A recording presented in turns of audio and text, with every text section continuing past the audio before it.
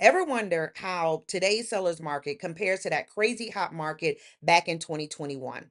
Let's talk about it. Hey friends, it's Shonda Mack right here, your favorite realtor's favorite realtor.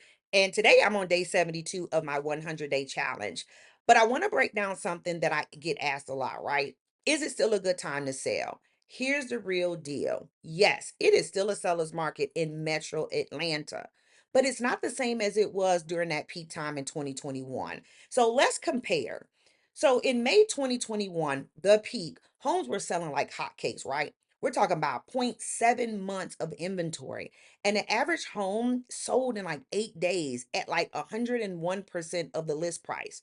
Now let's fast forward to June 2025. We've got 3.4 months of inventory. Homes are taking like 28 days to sell on average, and sellers are getting about 97.6% of their list price. Y'all see the difference?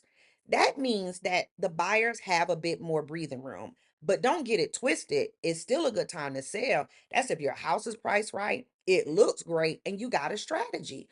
The market is healthy, y'all. Sellers are winning, but just not in the blink of an eye or so like they were a couple of years ago. So, my advice is don't rely on what worked back in 2021. Let's talk about today's strategy and today's market.